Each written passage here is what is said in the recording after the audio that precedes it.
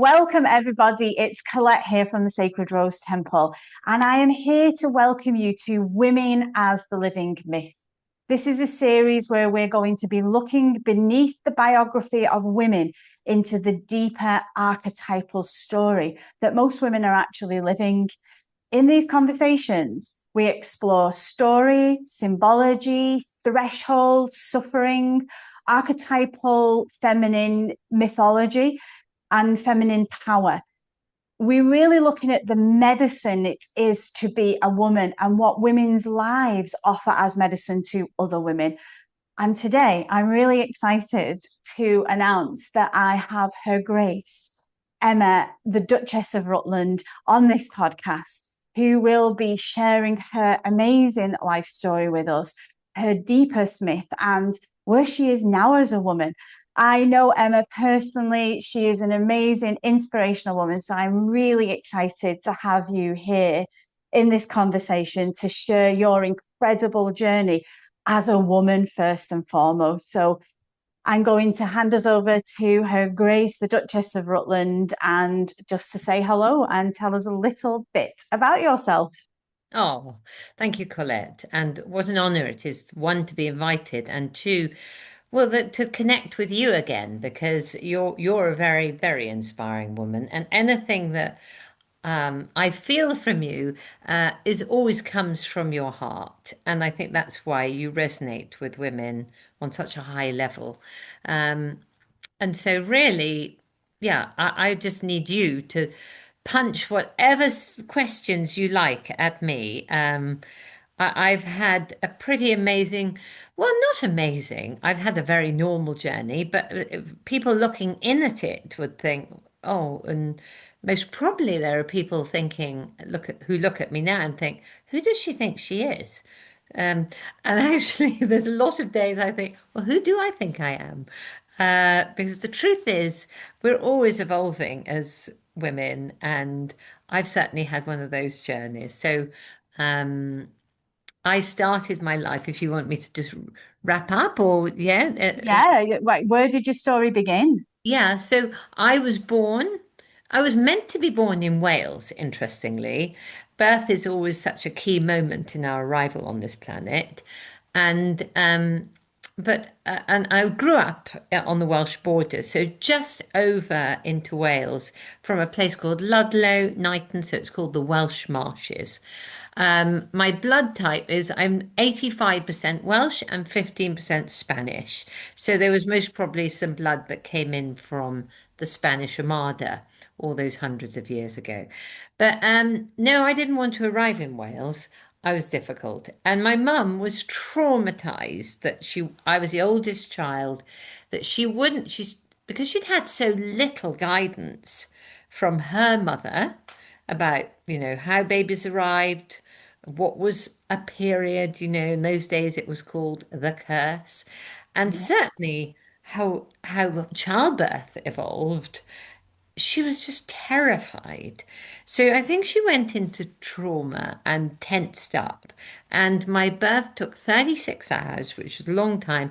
And I was sent in an ambulance from Knighton, which means in Welsh, town on the dike, just over the border into Wales, to Birmingham. And I actually was born in Birmingham. It's now a car park. Um, and it was on the 2nd of September 1963, just about 1 a.m. in the morning. And I grew up, um, and I was a tomboy. So I was also a people pleaser. So I really wanted to help mum. We had a small farm on the Welsh borders, help mum with with the B&B, bed and breakfast that we ran, and help dad outside. So, and I had two younger brothers. My father was much harder on them because he felt he had to bring them, and much softer on me. But I was brilliant at lambing time. So my key job was helping lambs that weren't coming right. So I had the small little hand, so it would go in, twist the lamb round, and bring it out safely. So I had a magical childhood, and one of the key moments of my childhood, which helped me later in life a lot, because I had a mental breakdown about 8 years ago, was my pony Betty, who became the anchor of my childhood and then again, the anchor of my life when I reconnected with my childhood and worked out where the mental breakdown came from. So, in a nutshell, that was my childhood. Wow. And there was so many archetypes popping out that for me, like, you were saying, like, I was the rebel, I was the tomboy, that there were so many roles that we have that we don't really recognize as archetypal.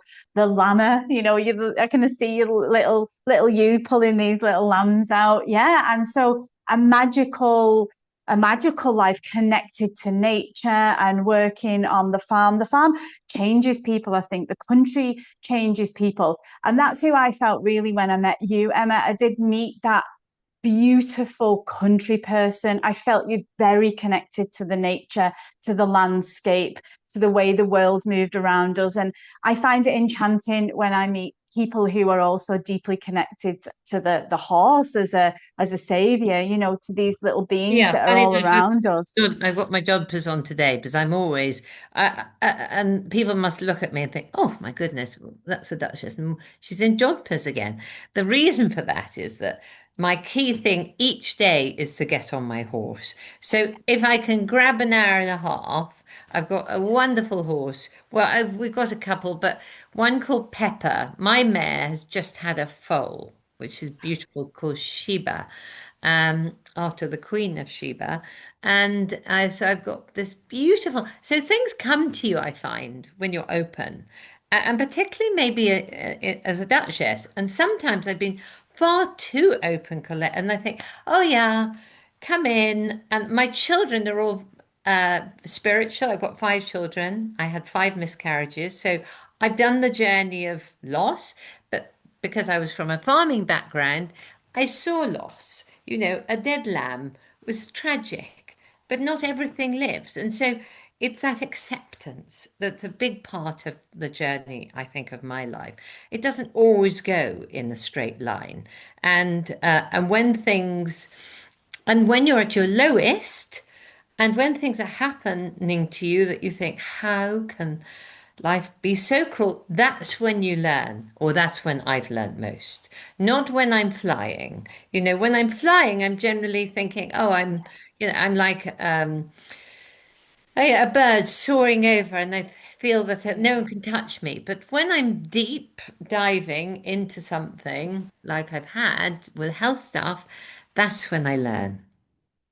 You're describing the perfect mythic life, the death and the rebirth cycle that's in every myth, it's in every story. The magic is imagine us watching, say, an action movie or a myth, and only the soaring of the bird happened. It'd be pretty boring myth, wasn't it? So, what you're describing is the perfect mythological, psychological journey that everyone goes through. So you say about this childhood and you had this upbringing that was idyllic, and I'm sure there were issues as well that we all have in childhood. But what was the point? Can you remember the point in your life where that you realized that life was asking more of you? Ah. Well, I was dyslexic, very dyslexic. And so the first moment that I really had a knock was when I failed my 11 plus. And I remember clearly my parents they were heartbroken on many levels. Number one, I was a girl. So being a girl meant there was no land, there was no farm. They hoped that I would meet someone with a few acres more than they had, hopefully, and become a farmer's wife and repeat the pattern of generations. But now they had to deal with me in a different way. So, oh my goodness, we've got to send you to a private school. What a pain this is. This is how it felt. They didn't say it, but this is how I felt. And so overnight, I realized I had to focus. I didn't know no one knew what dyslexia was. You were just labeled thick. So overnight, I had to realize that I would never be defeated again. I was sent away to prep school in Malvern in Worcestershire. It was like they'd taken my life away. At 10, I ran away three times, kept jumping over the fence, kept running to the nearby village of Ledbury. I got there once actually, and they keep sending my back. And I said, but I don't like people. I really struggled making friends. I never really trusted anyone. I've realized later in life why that is. But and my father used to say, you've just got to get on with people. We're on this planet with them. So you've got to learn how to like people. But I could sing and I was an actress. So I always performed in the play, and that was my highlight. And I always sang. I'd sang in all the Eisteddfods around Wales. So, Colette, it's always working out at a young age. What is my thing?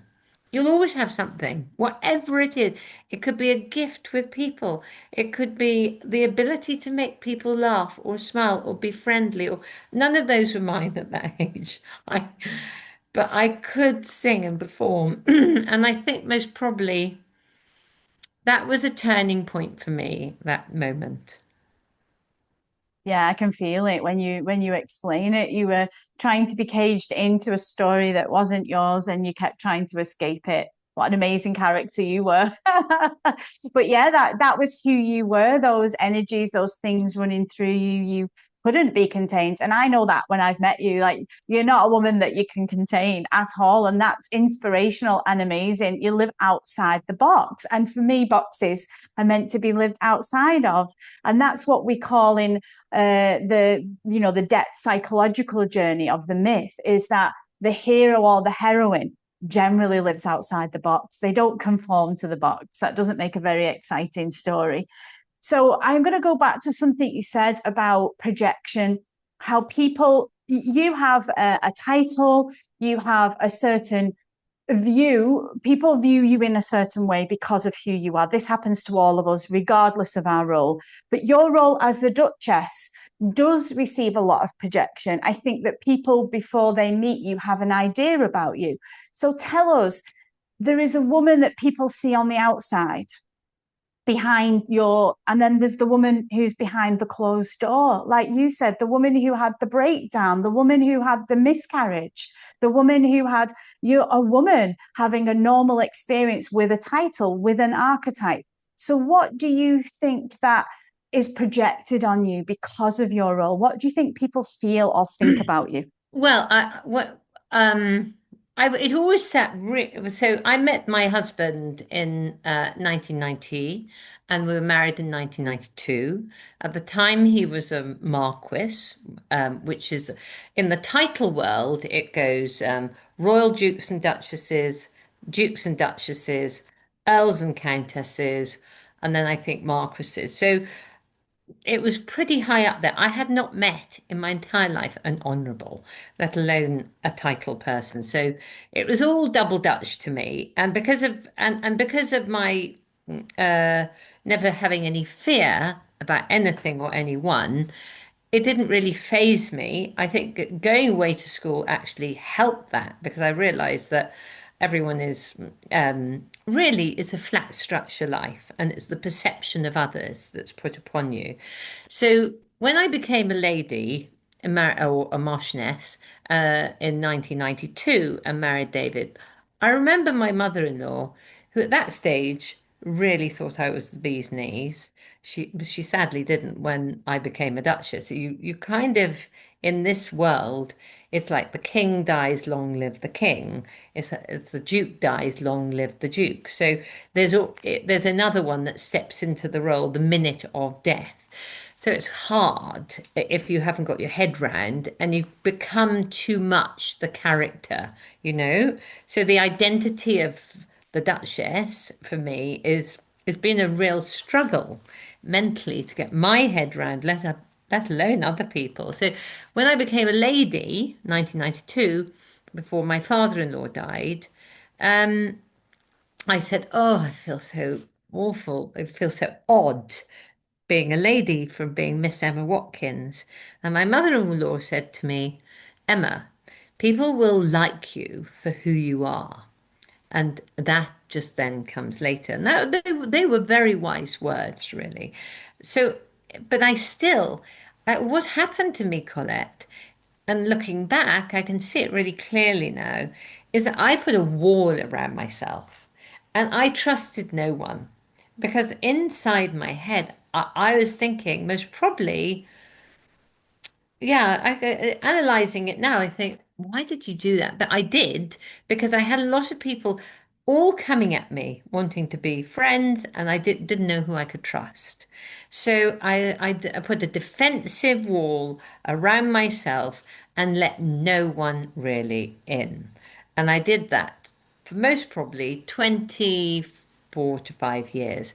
I would say I'd only since um, I've had this gift of breast cancer, which was in 2024, and I had this rebirth of losing my womb and losing everything.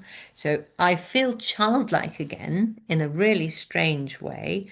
And I think, I'm just going to do me now because I always did me to anyone that I did let into my world, but I kept most at arm's length. An archetype changes us. Like I remember being a school teacher, you conform to a certain role. Like a farmer's daughter behaves different to a lady. And I bet you could even describe the difference between being a lady opposed to being the Duchess. It has a different energy, a different quality to it. And there are certain rules out there around being certain things. Like I couldn't behave the way I do now as a school teacher. I'd have been hung, drawn, and quartered. So there's certain like unspoken rules as well, or spoken rules about those roles that really change us who we are as people. But of course, I think when you're describing you come into thresholds or initiations, you start to realize actually beyond those archetypes, the farmer's daughter, the lady, the duchess, the mother, that's another big one where we're meant to change and be different. Or the woman, and the same, I've miscarried like you, Emma, or the woman who miscarried. There's just all these tonal things that really affect us as women. So your life could look beautiful on the outside as a duchess. Everyone's like, wow, it must be amazing being a duchess. But I'm sure that you could tell us ways on the inside that has required great strength, sacrifice, and devotion. Do you want to tell us a little bit about that? Yeah.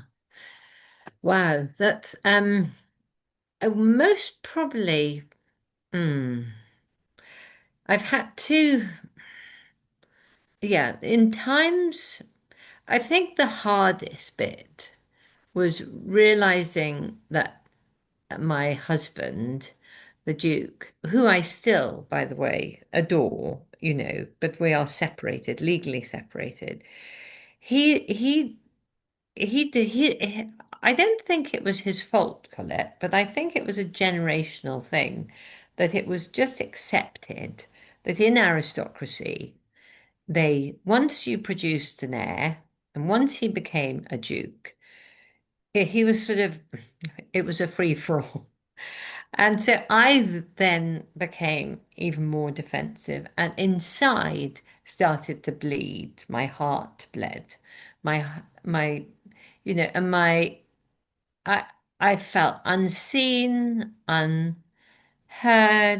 I felt very alone, but and became even more tunnel vision. I focused totally on my family and my bit and the business which I was running, and everything else just went. So those became my focuses. And after finding out about his first affair, which was when Charles was first born, I think I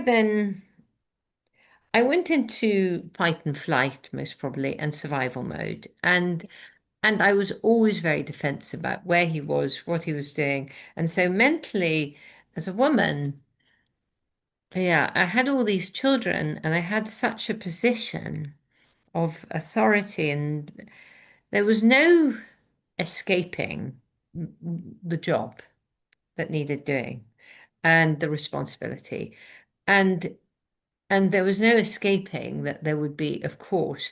I remember the press arriving, for example, with his first affair on the doorstep of our house on the estate and getting the children all ready for school and loading them up into the car and just being horrified at this invasion and how and I don't smoke anymore, but I did then, and I most probably drank too much as well. And so I that night when someone rang me and told me about this fair and he wasn't there, I think I smoked most probably 2 packs of fags and a few bottles of wine. And I was sober enough to get them to school, most probably. I hope so. Too late now. They got there anyway. Um, and I, I I threw all his clothes out of the windows and chopped them all up, and that was it for me. And I thought, where now? There was no one to turn to. I think the thing is, the higher you go in a place like being a duchess, there's no one you can talk to. Yeah. There's no one you can trust.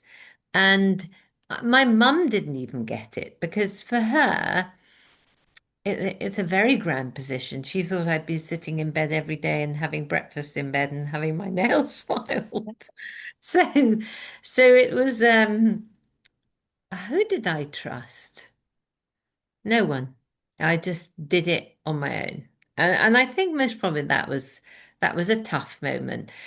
We got through that and we did marriage counseling and we got but I made David remarry me, which I can see even now looking at the photos. Had Charles in my arms and all the little children around me, and we redid our ceremony in the chapel at the castle. And even now I can see his perfect face and think that he was really peeved that he had to do that. I can just see it in his face. And so I was really determined this was going to work, and that very sort of way that I have of bulldozing through whatever happens and whatever comes and not too much feeling. So I think what I was doing through all these years is I was just saying, right, we are just continuing, we are going. And everything was just being buried within my body. And so all of that then I think if I'm honest, eventually did just come out with this breakdown when I just went into a sort of fetal position for about a year and couldn't really move, just shook inside, outside. And one of my daughters had a breakdown at the same time. And so we did a lot of co-creating, which is not the best thing, but that's what we did. And so that then you rebuild yourself. And I always say, you never quite put the jigsaw back together the way it was. It never quite slots in. Um, and I didn't go to the Priory or, go to a sort of uh, any sort of therapy place. I decided to do self-Reiki. So I self-heal. I learned to do meditation. I work with lots of energy workers I realized that a lot of my life I'd most probably not been very grounded. And then I looked back and I realized, and if I was honest, I'd had mild anxiety always. And I did something amazing called the lightning process. I don't know if anyone knows about it, but it's where you retrain the brain basically to refocus the waves. I can remember driving a van because I was moving Alice into her house that she'd moved into, or a flat she was sharing with some friends in London. I was moving all her furniture and her stuff in the black van with Beaver Castle on the side down to London, and having this panic attack on the M1 and doing this lightning process with myself to steady myself and just and putting my hand on my heart and opening up the channels of Reiki and feeling this wave of energy come through me from another level and just thinking, gosh, you can do it. And even that year, I then decided to do the London Marathon. And I had panic attacks along that the whole way, and I kind of walked in the end.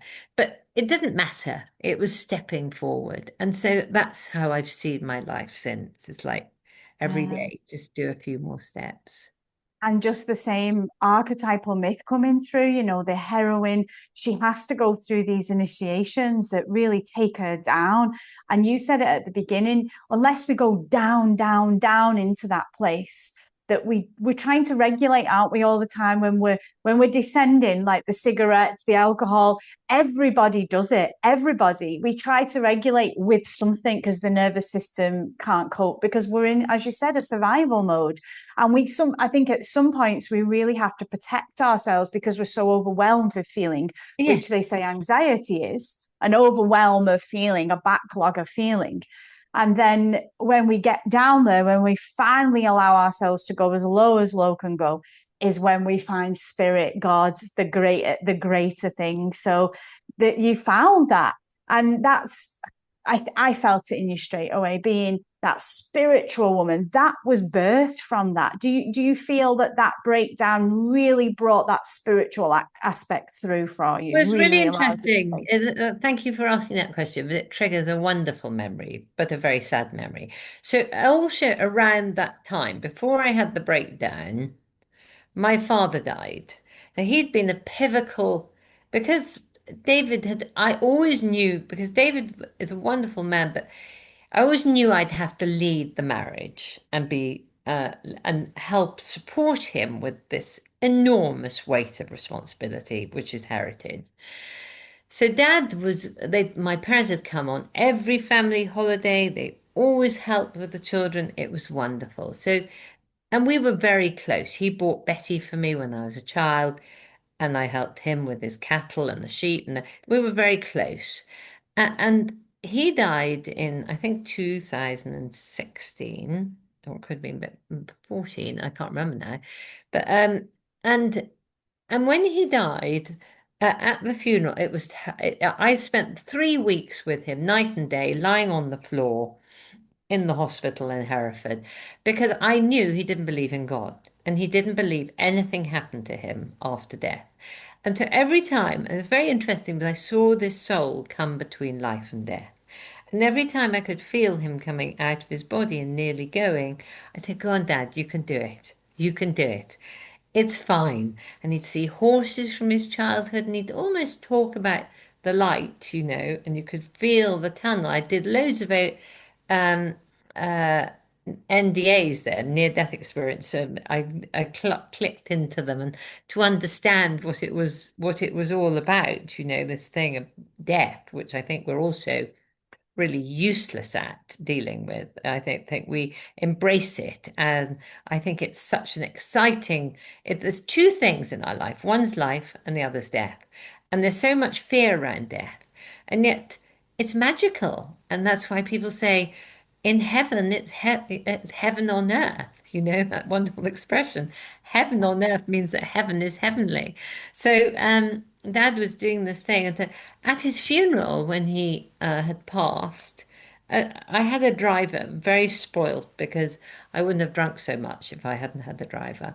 So I had a driver that drove me back to Beaver, had a great big car, and yes, I'd look like a really spoilt madam from the outside world. And I'd smoked myself into oblivion. And just before I collapsed in the back of the car to sleep the whole way home, this clear voice came through, and it was my father's.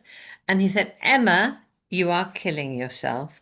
You've got to stop drinking and stop smoking now." So, and also he said, "Remember, you have to meet your cousin, okay? You have to meet your cousin." And she was called Angela. And she was from my grandmother's line on my father's side. I'd never met her in my life. So, but he'd always said, "Why haven't you met her? Why haven't you met her surname's Harris from Big Isledie, which is just up above Knighton." So I reached out. As soon as I got back, I reached out. I stopped, never put a cigarette to my mouth ever again. I couldn't even inhale it. Honestly, it was the weirdest thing.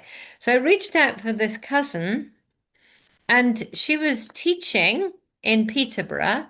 And she said, "Yes, I'd love to meet you. Our fathers were so close. I didn't even know they were close. Dad had kept it a secret, but he'd grown up with this little boy because my father was an only child. So her father was like a brother to her, but mum didn't really like him, so it kept them apart. So he came, she came to stay with me for a weekend. We'd never met in our life. And she said to me, "Did he tell you about our lineage as women on your granny's side?" I said, "No." He said, "Oh, well, it's well recorded that we were witches, and that is why my father said to me all my life, 'You must not tell anyone about that.' If I was ever having a download or getting a psychic, feeling about someone or ringing up and saying, 'Is so and so okay?' and they've just had an accident or died, or he'd say, 'Don't tell.'" And when he drove me over to marry David, obviously it was the aristocracy, many of them who burnt the witches.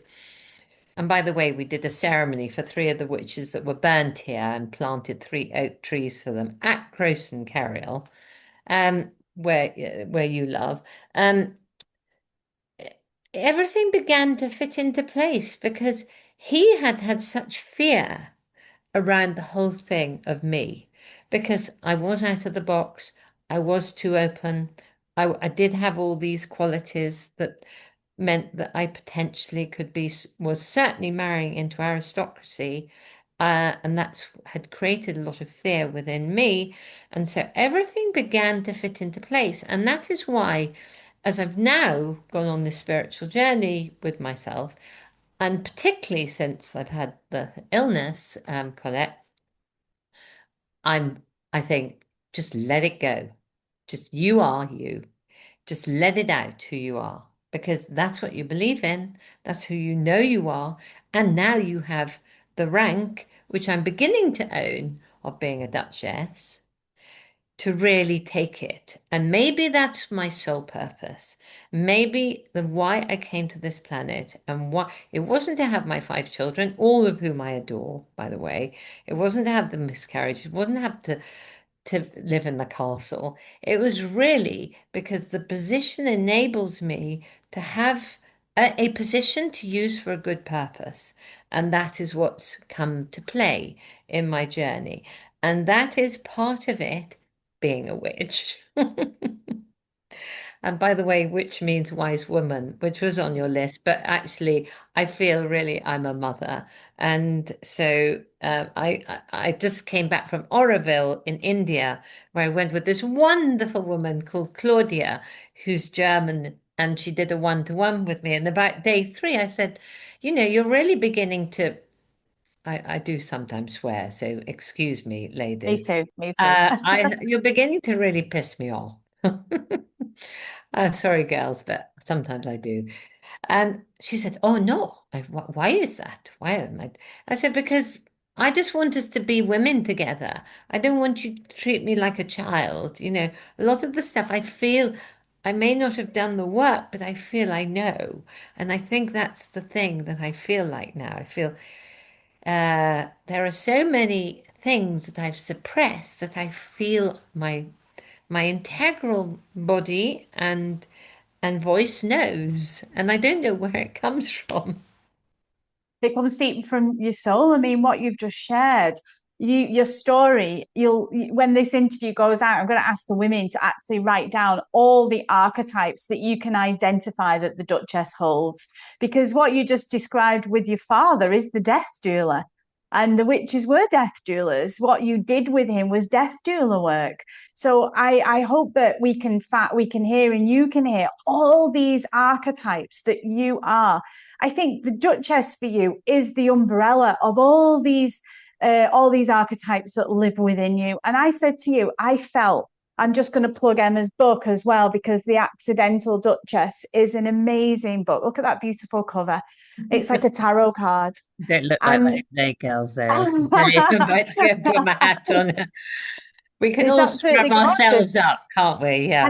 And we want to take this word off. I want to take this word off accidental because I don't think it was accidental at all. I said to you, regardless of when I worked with you, I felt the Duchess archetype living and breathing through your body because you own that. You were meant to be that. That's what you were born But into. you And hold actually, on to Colette, that. you the first person that ever said that to me. So I Yes. think you really helped me believe it. So I'm so grateful because, yeah, when you said it to me, I thought, yeah, just do it.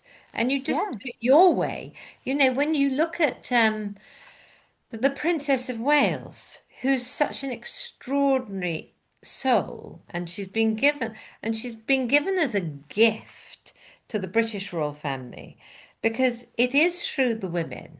And it's when she talks about reconnecting with nature and how nature has healed her. And you see the journey that she's been, she hasn't put her foot wrong. It's as if she was just a goddess that was put in that position. And um, there are women that come to your, and it doesn't have to be, they don't have to in any way be titled.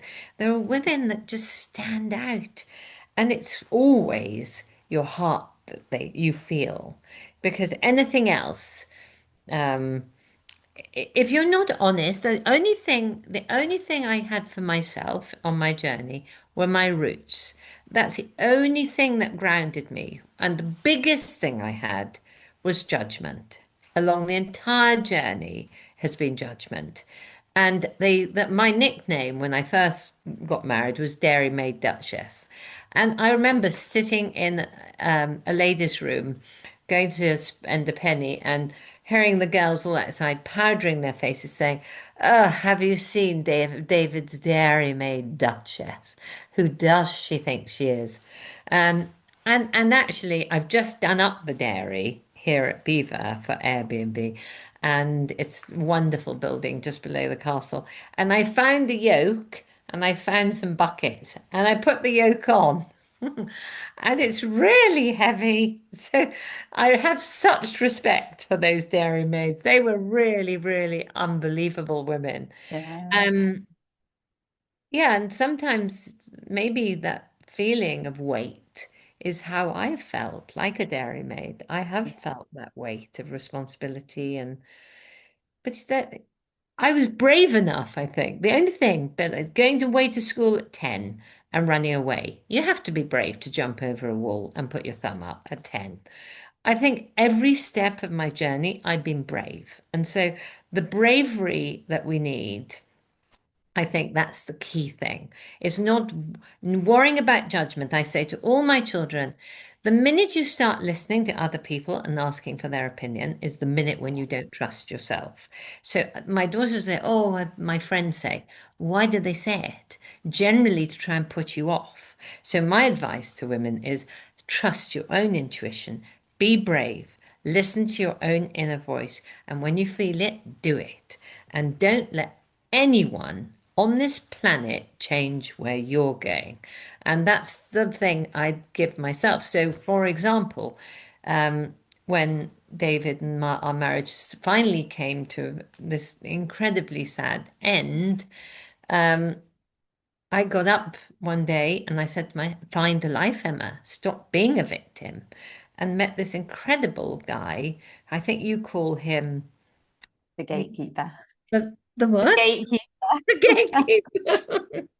I do Call him. adore him as well. Yeah. Everyone loves him. He's called Phil. And he'd been, a real boy in his life and most probably terribly misbehaved. I don't know the journey. It doesn't really matter. But when I met him, I just couldn't get him out of my head. And I speak to the spirit world all the time. So speaking to one of my previous duchesses called Elizabeth, saying, "What is going on, Elizabeth? I cannot get this man out of." I go running around the estate and say, into Frog Hollow, which is a spiritual space where the Genesis point is that Caleb found. Is this magical space at Beaver, and what's going on?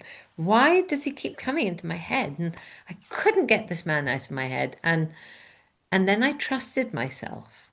And then magic starts, because then you start living your true life and stop being a victim, trying to please everyone else, trying to live within the mold that people.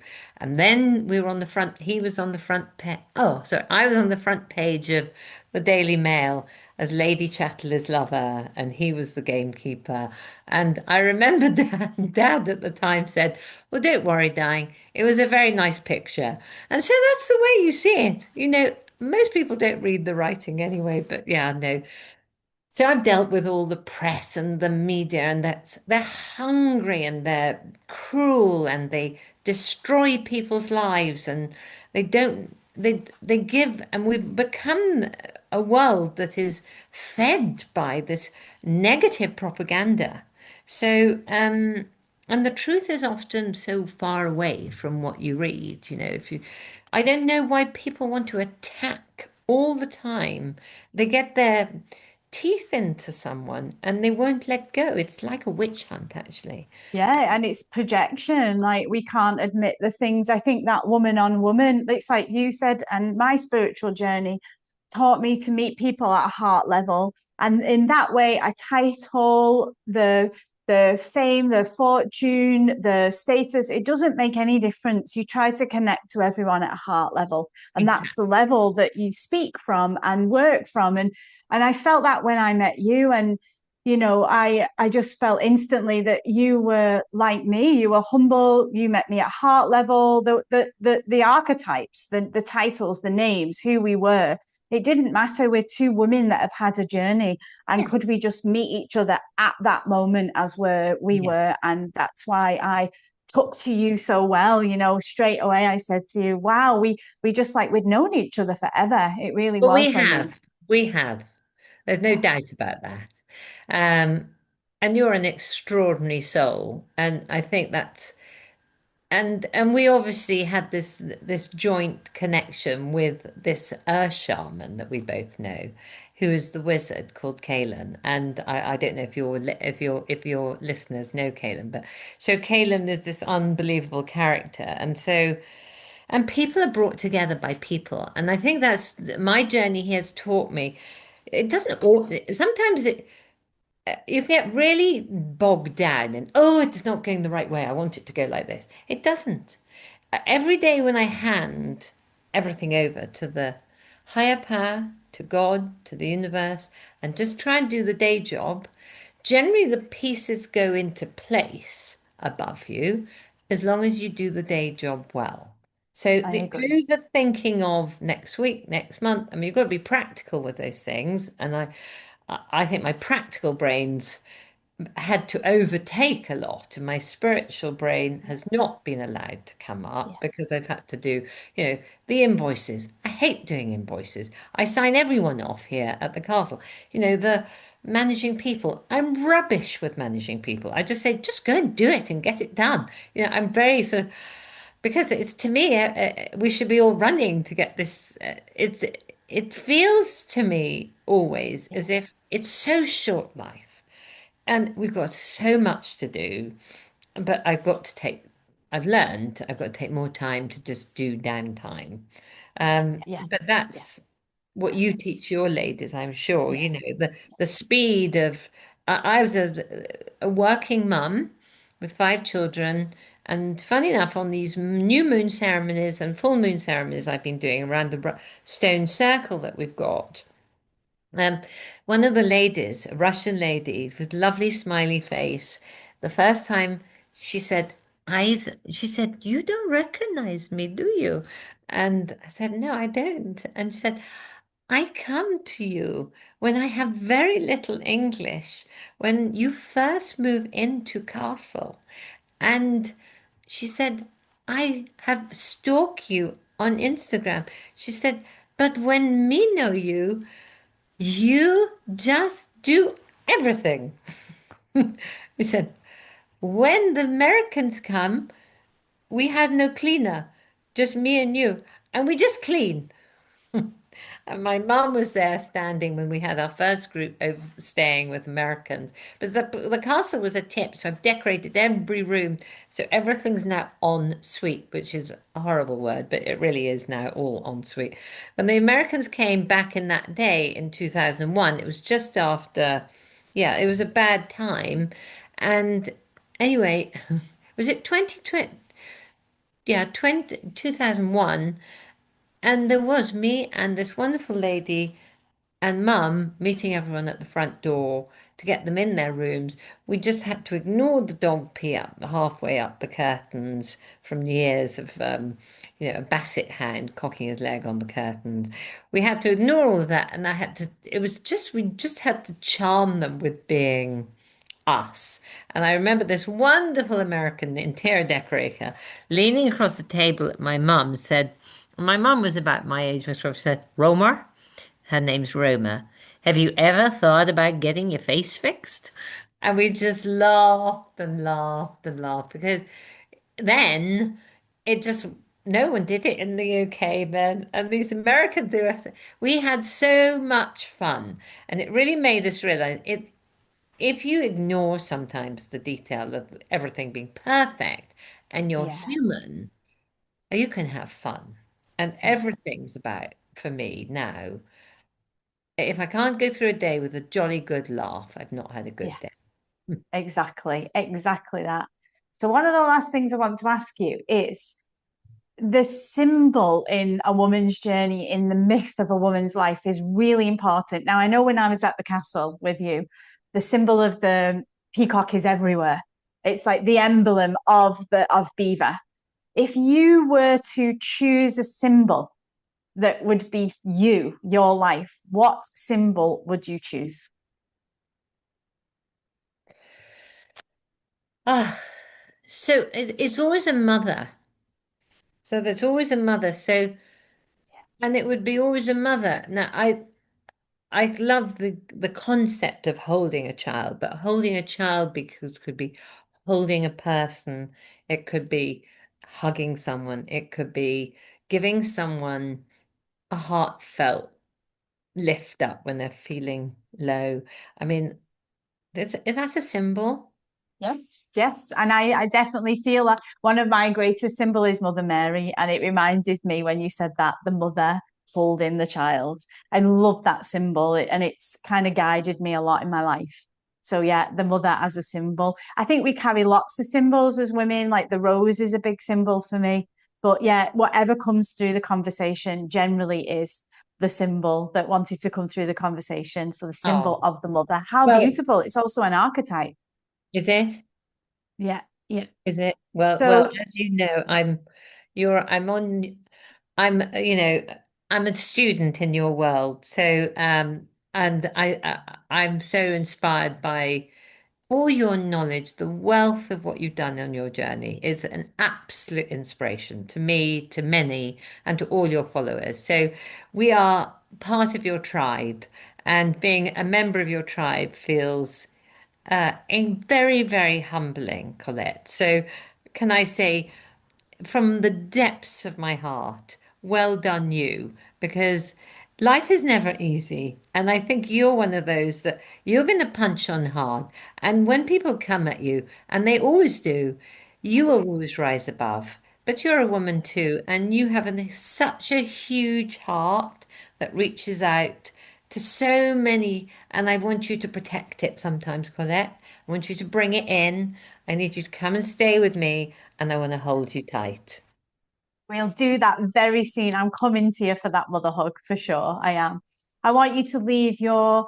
I am part of your tribe too. Like we can be part of each other's tribe. We're in the woman tribe, aren't we? That's what we're trying to form, really, aren't we, on our spiritual journey, this woman tribe. But I am here to hear your wisdom and all the women who've listened to this. I'm sure they just feel closer to you as a woman for sharing your story. So, what piece of wisdom would you leave as a blessing for the women who are listening? I don't know how. It's a big question. What piece of wisdom would Well, you I think leave for the women?